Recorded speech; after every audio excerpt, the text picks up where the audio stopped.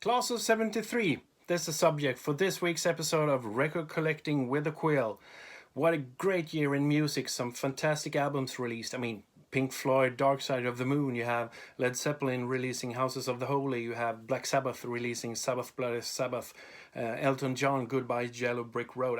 The list is long. But my idea is we're going to focus on a few lesser known ones, but still great.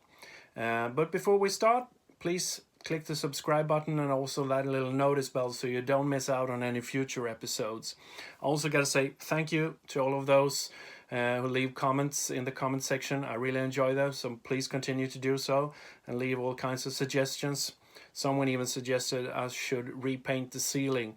Was annoyed by the old wooden ceiling, but hey, I live in an old building. It's over 100 years old, so you got to respect it. If you want to repaint it, you're welcome to do so. Anyway, let's start. First one, a CD. This one, I don't have it on vinyl yet, but I'm planning to get it whenever I find it.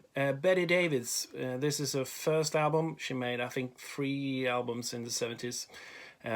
She's most famous for being married to Miles Davis for a short while and really helped changing his career in music. She was, I think, really important in doing so.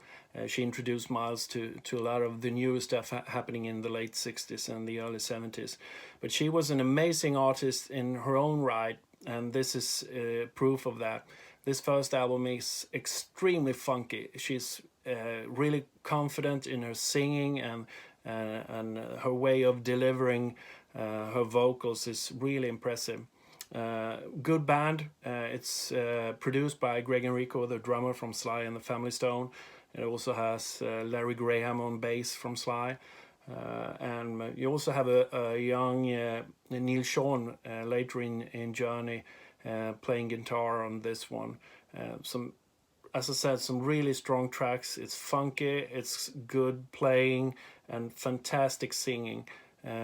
Check it out if you haven't heard it. Betty Davis. Second one, James Gang, an album called Bang. They were around for most of the 70s in quite a few different incarnations. The first one being the most famous with Joe Walsh, later a solo artist and guitarist in the Eagles as well. But this is the first album they made with Tommy Bolin on guitar. He made 2 albums with them, Bang and Miami. This is the first one and the best one, I believe. He later played, as you may or may not know, with Deep Purple and died tragically in 76, I believe.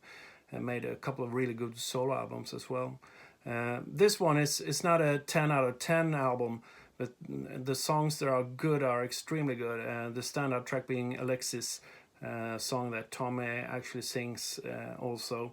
And a couple of others as well. There's one called Mystery I really enjoy. Some great string arrangements on that one. And it's, radio-friendly rock a la 1973. Well worth a listen. James Gang, Bang. Next one. A little bit rootsier Americana. It's Stephen Stills' Manassas, Down the Road. It's the second album they made. The first one was a big hit. This one, the second one, kind of tanked. But I think it's really good anyway. While reading up on it, I read that they were a lot of arguments and everything when recording this album, and Stephen Stills being sort of a tyrannic leader. But I think just listening to the album, it doesn't really show. It's some great tracks. Chris Hillman from Birds has a few really strong tracks. I really like the track So Many Times. It was also later covered by the Black Crowes. They do a good version of it as well. Not as good as this one, but some great playing. As I said, if you're a fan of Americana and some more mellow acoustic stuff, this is a pretty cool album to check out. Next one, for something a little bit harder, Stray Dog from Texas. This is bluesy hard rock with amazing guitar playing by Snuffy Walden. who's now more famous for writing music for TV shows. I think he even got an Emmy for his music for West Wing, and he's written a lot of music for TV. But this is where he started out, and this is, as I said, as you can imagine, bluesy hard rock from Texas, 1973. And there's a connection to ZZ Top as well. It was the biggest band around in that era, around that time, since they covered Chevrolet, a track from the first ZZ Top album on this one. As I said, great guitar playing, great playing in general, and some really strong tracks as well. When I was checking this album out, it also has a really nice inlay card as well, and this one was actually signed by the drummer Les to Marion, whoever Marion is. If you're out there, please contact me. Would be cool to hear your story. You won't get it back though, because I love the album. Next one has a connection to the previous one.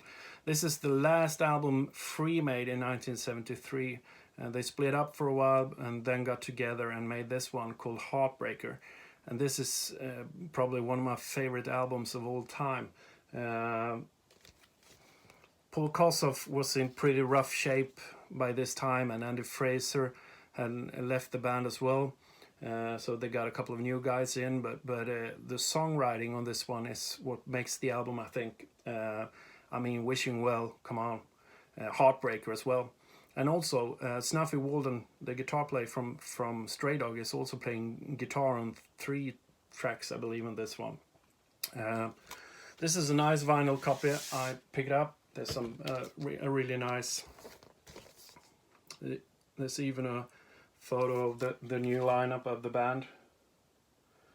This is a band that I think deserve more attention, actually.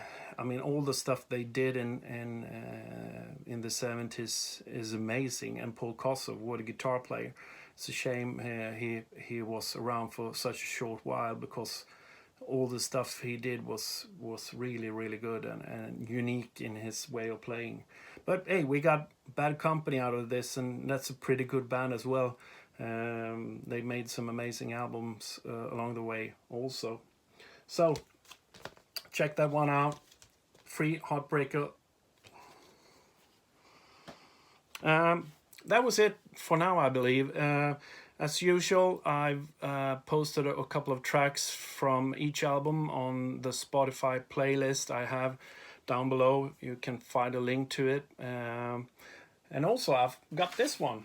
I have to show it since I'm really proud of it. I got the QUILL album, Earthrise. It's out on Friday.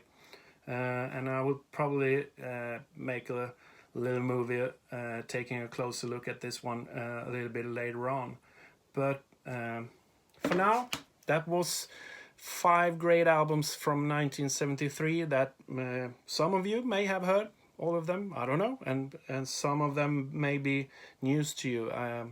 I hope you find something you like. Check it out, as I said, on the Spotify playlist. And also make sure you follow us on our social media. It's the QUILL Sweden. The QUILL Sweden. And also subscribe to this YouTube channel.